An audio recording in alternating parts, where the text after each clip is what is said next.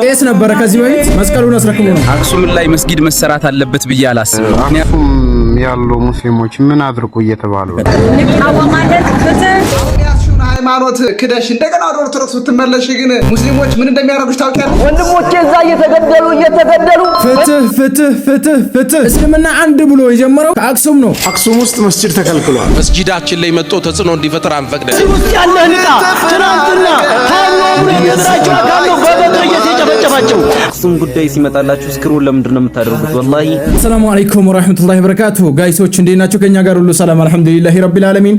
እንግዲህ ዛሬም ስለ አክሱም ልናወራ አንዳንድ ቪዲዮዎችን ይዘን ቀርበናል። ፍትህ ለአክሱም እህት ወንድሞቻችን። ዛሬ አንዳንድ ቪዲዮዎችን እናሳያለን። በመጀመሪያ አንድ ሰለምቴ ወንድማችን ከዚህ በፊት ቄስ የነበረ ወይም ዲያቆን የነበረ የቄስ ተማሪ የነበረ አንድ ወንድማችን እስልምናን ይዞ ነበረ። ሶያ ወንድማችን ምን አለ? ትንሽ ስለ አክሱም ተናግሮ ነበርና እሱም እዛ ዳዋ እንዳያረግ ተከልክሎ ነበርና ስለሰለመ ብቻ ማለት ነው። እቺን ቪዲዮ እንመልከታት እስቲ። የሱ ቪዲዮ ናት። ቪዲዮውን ደግሞ ላይክ እያረጋችሁ፣ ላይክ ስታረጉ ቫይራል ስለሚወጣ ፕሊዝ ላይክ እያረጋችሁ። እኛ የምናረገው በዚህ ቻናል ላይ የምናስተላልፈው ስለ ኢስላም ብቻ ነው፣ ለኢስላም ልንጠቅም ነው። ሰብስክራይብ ማድረግ እንዳትረሱ፣ ቪዲዮውን ላይክ ማድረግ እንዳትረሱ። በኮመንት ደግሞ ሐሳባችሁን ግለጹ፣ ያለውን አስተያየት ስጡን ማለት ነው። ያላ ወደ ቪዲዮ። ቄስ ነበረ ከዚህ በፊት መስቀሉን አስረክቦ ነው። ሓደ ነገራት ሃይማኖት ከመቀየርካ አይሆንም። እኔ የሚገርመኝ ነገር ግን በአክሱም ያሉ ሙስሊሞች ምን አድርጉ እየተባሉ ነው። መጀመሪያ ሂጃባችሁን አውጡ ተባሉ፣ ዝም አሉ። አንደኛ ነው ይሄ። ወላሂ መቃብር የሚገርም ነገር እኮ ነው። ያኪ ተቃጥለን አውዝ ቢላ ዲፍረስ ተባለ፣ ዝም አሉ። አራተኛ አዛን አትሉም ሚክሮፎን እንዳትጠቀሙ አሉ፣ ዝም አሉ። ትንሽ አንዳንዴ እኮ ዝምታ መልስ ነው። ለምን አይረዳችሁም? የዘንድሮ ወጣቶች ትንሽ ህሊና የላችሁ፣ ትንሽ አይምሮ የላችሁ። ለምንድን ነው የማታስቡት? ለምንድን ነው የማታስተነትኑት?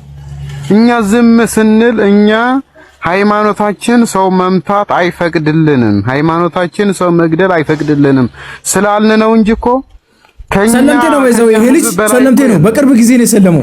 ሻሃዳን ያዘው በቅርብ ጊዜ። ከኛ የሚበዛ ሰው እኮ የለም። ይህችን ጎረምሳ ሰማችኋት አይደል? ለዚች ጎረምሳ አድርሱልኝ። አንቺ ጎረምሳ በኢትዮጵያ ኦርቶዶክስ ተዋሕዶ ቤተክርስቲያን ስታጭበረብሪ አንተ መጀመሪያ በምህረት ለቀቁሽ፣ ምንም አላሉሽም። አሁን ያስሽውን ሃይማኖት ክደሽ እንደገና ወደ ኦርቶዶክስ ብትመለሽ ግን ሙስሊሞች ምን እንደሚያደርጉሽ ታውቂያለሽ?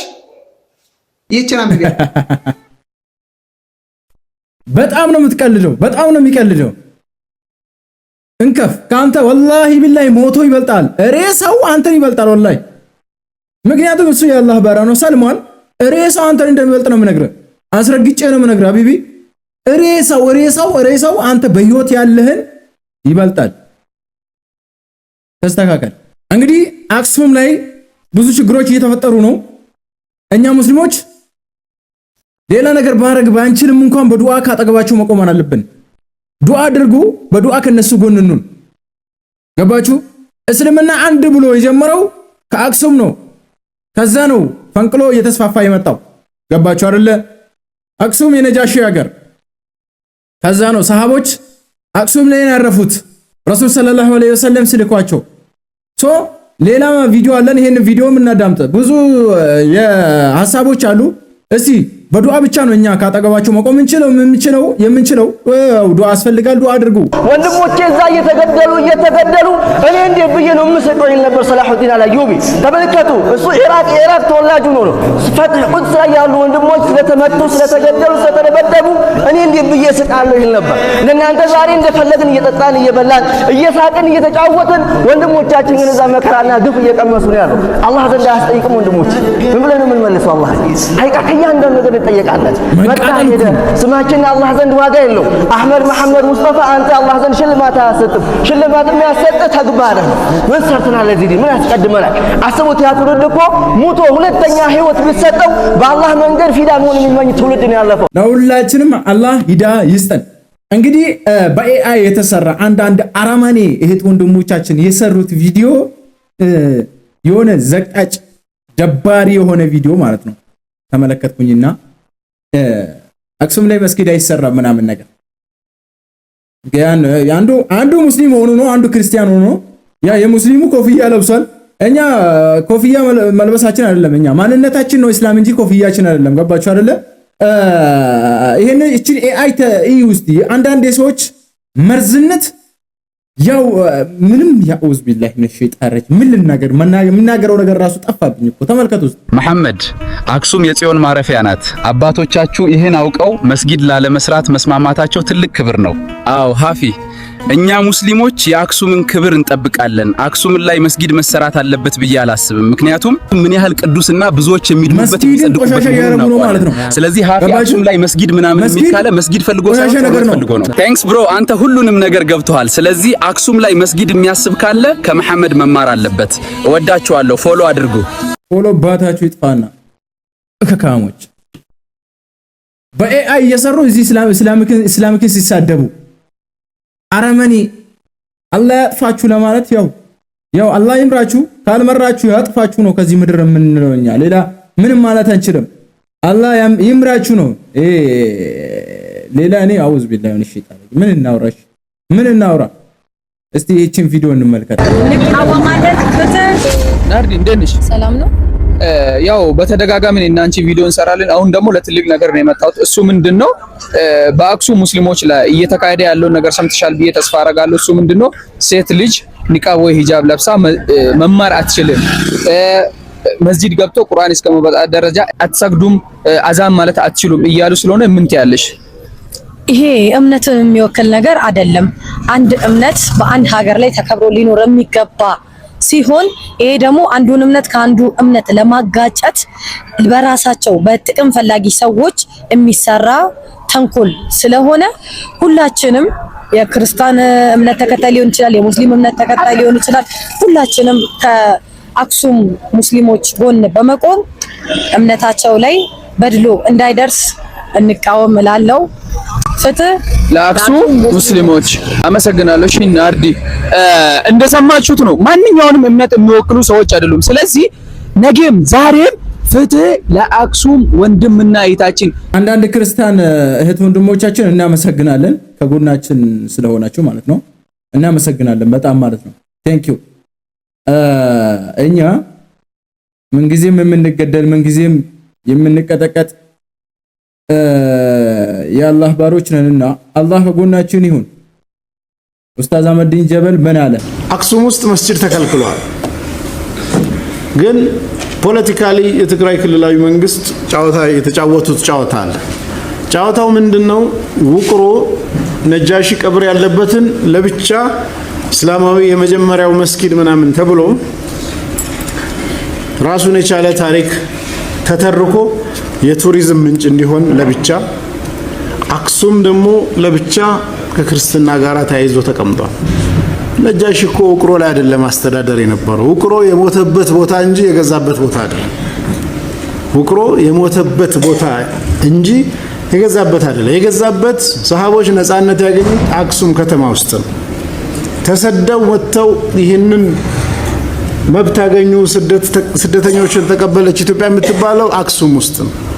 ስለ አክሱም ቤተክርስቲያን የመጀመሪያው መረጃ ቡኻሪ ውስጥ ይመስለኛል ሐዲሱ፣ እናንተ ታውቁታላችሁ። ኡሙ ሰለማ ለነብዩ ሰለላሁ ዐለይሂ ወሰለም በአክሱም ጽዮን ማርያም ቤተክርስቲያን ውስጥ ስለ ማርያም ቤተክርስቲያን ያየችውን ስዕል የምትናገረውን ታሪክ ይዘው ነው እነ ፕሮፌሰር ስርገው ሀብለ ስላሴ ምን ይላሉ? በወቅቱ የአክሱም ጽዮን ማርያም ምን እንደምትመስል የመጀመሪያው መረጃ ብለው ይወስዱታል። በዚህ ጊዜ ኡሙ ሰለማ አክሱም ገብታ ቤተክርስቲያኑን አይታ የተናገረችውን ሐዲስ ወስደው ያኔ እንኳን ምን ይመስል ነበር ብሎ ደሊል ያደርጋል። ከዛ ዞር ብሎ አክሱም ውስጥ ነጃሽ የሚባል መሪ የለም። ከዛ ዞር ይሉና አክሱም ቅዱስ ስለሆነ ሙስሊሞች መስጊድ መስራት አይችሉም ይላል። እኛም ተባብረናቸው ውቅሮ ነጃሽ የሞተበትን ቦታ የመጀመሪያው መስጊድ ብለን አብረን እያወራን ነው። የመጀመሪያውማ እዛ አክሱም ውስጥ ነው እንጂ እዚህኛው አይደለም። የመጀመሪያው ሙስሊሞች ነፃነት ያገኙት ዛሬ በ21ኛው ክፍለ ዘመን ነፃነት የተከለከለበት አክሱም ውስጥ ነው። ይሄን በማስረጃ መነጋገር ይቻላል። ጉዳዩን ወደዛ ገልብጠን በዚህ በኩል ተቀበልናችሁ ስደተኞች እንዲያረጋግን በዚህ በኩል አይቻልም ሲሉ ምን ያህል ኮንትራዲክት ያደረጉ እንደሆነ ማሳየትም ከኛ የሚጠበቅብን ነው። ለማንኛውም ከዚህ በላይ አላስረዝምም። በርትተን አብረን ቆመን የጋራ መፍትሄ ማምጣት ካልቻልን ሐቂቃ ነው የምላችሁ ይሄ ጉዳይ አሳሳቢ ነው። መፍትሄ የሚፈልግ ነው። አላህ ጎናችን ይሁን። ያው እኛ የሚያስፈልገን ያው ዱዓ ነው።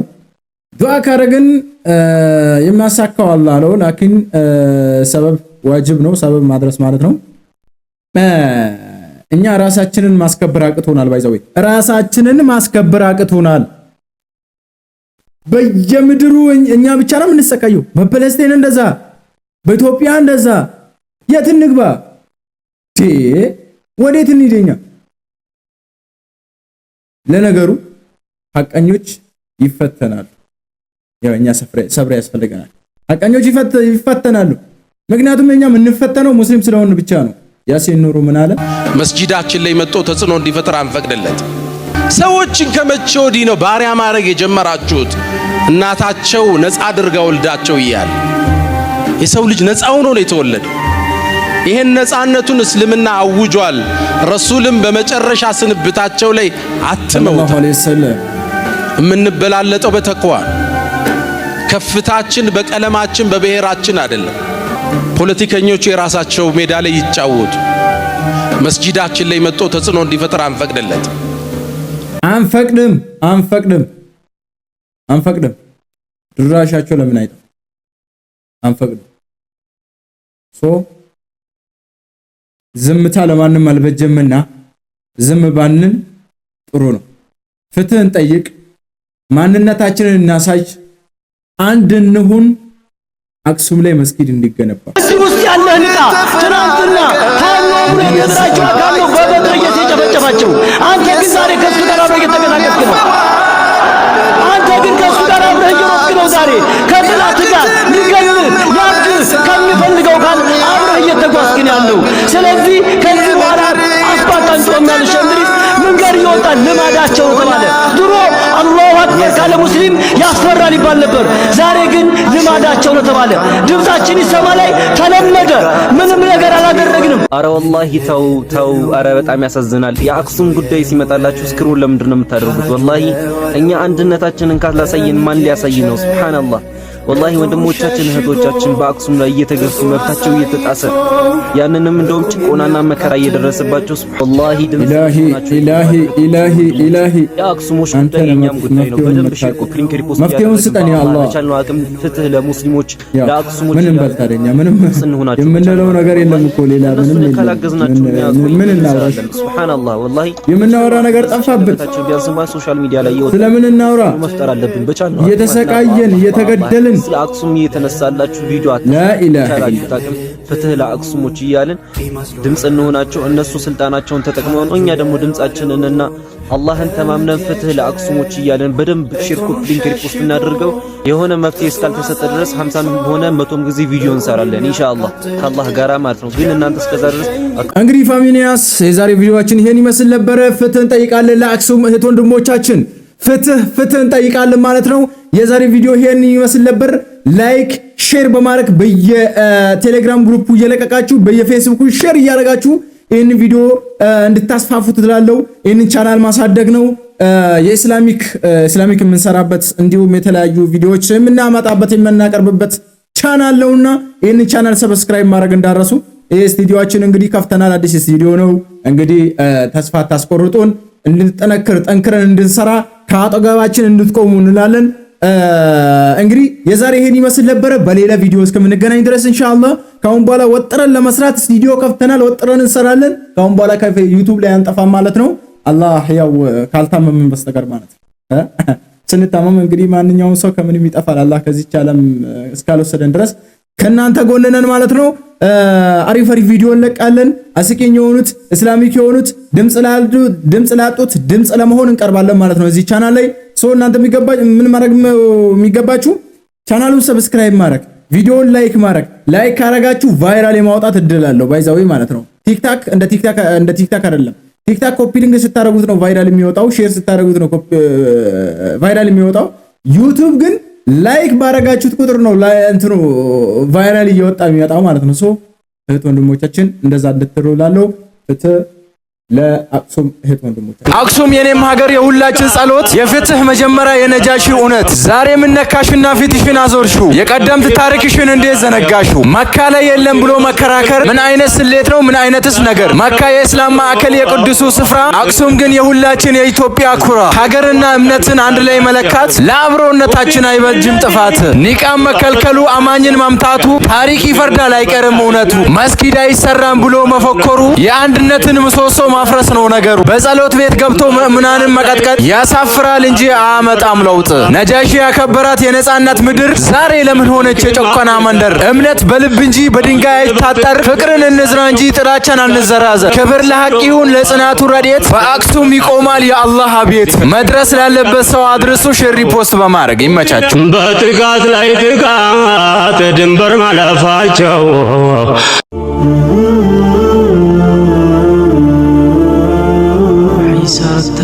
Media.